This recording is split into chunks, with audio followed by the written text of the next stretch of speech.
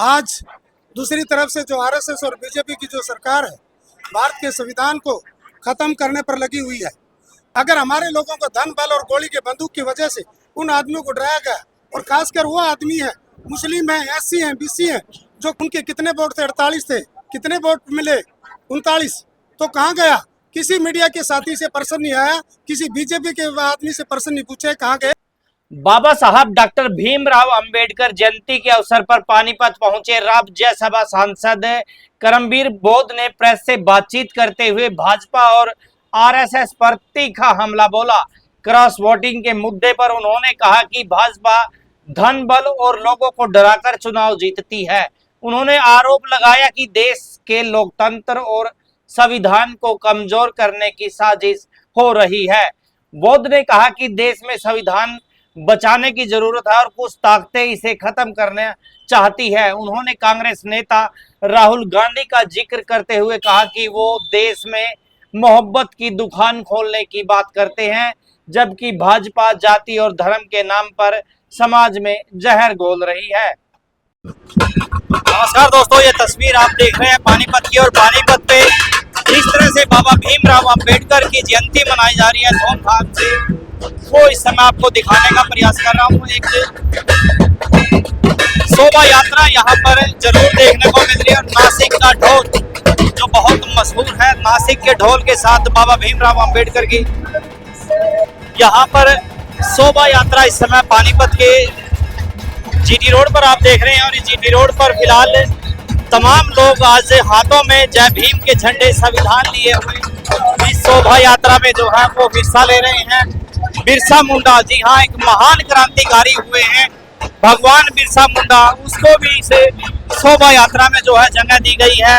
इसके अलावा जो है ज्योतिबा फुले, उनको भी जो है इस शोभा यात्रा में जगह दी गई है। ज्योतिबा फुले को लेकर इस शोभा यात्रा में आप देख सकते हैं लोगों को जागरूक करते हुए। और ये नासिक का ढोल यहाँ पर सर पानीपत पहुंचे हैं आज बाबा भीमराव अंबेडकर के जयंती, क्या कुछ संदेश है प्रदेश में? दुनिया को रास्ता दिखाने वाले तथागत गौतम बुद्ध और बोधिसत्व बाबा साहब को नमन करते हुए, और दुनिया के उन महापुरुषों को जो समता, समानता, बंधुता और करुणा में विश्वास रखने वाले उन महामानवों को भी मैं अपने नमन करता हूं। आज पानीपत में हमारे छोटे भाई राजवीर, उनकी पूरी टीम ने बहुत ही ढोलक बाजे और खुशी के साथ बाबा साहब का 135वां जन्मदिन के उपलक्ष्य में इतना बड़ा सम्मान समारोह कराया है। मैं सभी देशवासियों, प्रदेशवासियों की तरफ से उनको बधाई देता हूं कि इतने महान इंसान जिन्होंने ऐसा इस देश को संविधान दिया जो समता, समानता और बंधुता और सबके साथ बराबरी का जो ना काम किया, तो उस महामानव का आज केवल पानीपत नहीं, आज मेरा ये चौथा प्रोग्राम है। पूरे देश में बाबा साहब का जन्मदिन बड़े हर्ष और उल्लास से मनाया जा रहा है। तो इतनी बड़ी शक्ति आज दुनिया में दो ही ऐसे इंसान हुए, तथागत गौतम बुद्ध और बाबा साहब, जो दुनिया में माने जाते हैं, दुनिया में जिनकी जयंतियां मनाई जाती हैं। इतने महान पुरुष का जन्मदिन जो हमारे माई बाप हैं, और बाबा साहब की वजह से हमें अगर जीवन मिला, अगर मानव का जीवन मिला, तो केवल और केवल भगवान बुद्ध और बाबा साहब की विचारधारा से मिला। तो ऐसे महान शख्सियत को हम नमन करते हैं और जो उनके विचारों पर चलने का जो है हम प्रयास करते हैं। राज्यसभा में पहुंचे हैं सर, किस तरह से दलितों की, पिछड़ों की आवाज? देखिए, आप देखते हो कि इस देश में भारत का जो संविधान जो सबको समान अधिकार देता है, आज दूसरी तरफ से जो आरएसएस और बीजेपी की जो सरकार है, भारत के संविधान को खत्म करने पर लगी हुई है। मेरा जिस प्रकार से इलेक्शन हुआ, आप लोगों ने देखा होगा, धन बल और ईडी और सीबीआई के जो है ना दंड जो है ना उसको खत्म करने का काम किया, और हमारी वोटों को जो है ना किस प्रकार से इन लोगों को डराकर उनको जो है ना क्रॉस वोटिंग करवाई गई और उन वोटों को खरीदा गया। तो इस प्रकार का जो प्रजातंत्र डेमोक्रेसी है, उसके ऊपर सीधा सीधा हमला है। किसी आदमी को लूट खसोट कर पैसे से और गोली के बंदूक से अगर देश में राज सत्ता ग्रहण करना चाहते हो, तो ये देश के लिए, प्रजातंत्र के लिए, डेमोक्रेसी के लिए सही नहीं है। तो उसी बात पर आप देखोगे कि पूरे देश में इस प्रकार का चुनाव हो रहा है, यानी एक तरफ, दूसरी तरफ आदरणीय जननायक राहुल गांधी जी मोहब्बत की दुकान खोल रहे हैं, प्यार कर रहे हैं। वही बात बाबा साहब ने कितना दुख झेला और जगह जगह जातिवाद का जहर देखा, लेकिन भारत का संविधान लिखते वक्त उसमें एक थोड़ी सी बू नहीं आती। पूरे मानव कल्याण के लिए सबका समान अधिकार है। तो ऐसे इंसान का ऐसे बनाए हुए संविधान को ये बीजेपी सरकार खत्म करना चाहती है। इस देश में जाति और धर्म के दंगे करवाना चाहती है। विकास के नाम पर आप देखते होंगे भारत में कितनी बेरोजगारी है, कितनी जो है महंगाई है।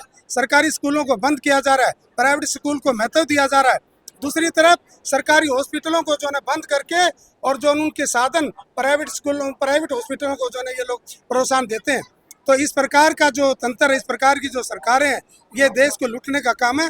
अगर यही चलता रहा तो बहुत जल्दी देश में डेमोक्रेसी खत्म हो जाएगी। अनुशासन कमेटी ने रिपोर्ट बना करके भेजी और विधायकों पर जो शूटिंग के आरोप लगे उनके ऊपर कड़ी कार्रवाई करने की। थोड़ा सा दिमाग दूसरी तरफ भी आप मीडिया से मेरा अनुरोध है, घुमा लिया करो, देख लिया करो। उनके कितने वोट थे? 48 थे। कितने वोट मिले? 39। तो कहाँ गया? किसी मीडिया के साथी से पर्सन नहीं आया, किसी बीजेपी के आदमी से पर्सन नहीं पूछे कहाँ गए। आपके कांग्रेस के नेता कह रहे हैं कि नहीं मैं नहीं तो कह रहा हूँ, तो कोई बात नहीं। तो दूसरी तरफ अगर हमारे लोगों को धन बल और गोली के बंदूक की वजह से उन आदमियों को डराया गया, और खासकर वो आदमी है, मुस्लिम है, एससी है, बीसी है, जो कमजोर कड़ी थी, ये तो खरीदना 12 लोगों को चाहते थे, लेकिन ये खरीद नहीं पाए, उनके काबू में नहीं आए। लेकिन उनको डरा कर जो इस प्रकार से 5 लोगों से जो क्रॉसिंग वोट करी। हमारी जो पार्टी है वो डेमोक्रेटिक पार्टी है, वो संविधान के अनुसार चलती है। संविधान के अनुसार उनके ऊपर जो कार्रवाई बनती है वो कार्रवाई चालू है। जल्दी उनके ऊपर क्या कार्रवाई होगी, हमारा शीर्ष नेतृत्व उसके ऊपर एक्शन लेगा। ऐसा ही हमारे जो प्रदेश के अध्यक्ष राव नरेंद्र जी ने कहा है, या जो शीर्ष नेतृत्व है उसके ऊपर कार्रवाई चल रही है। जल्दी आपके सामने रिपोर्ट आएगी। धन्यवाद।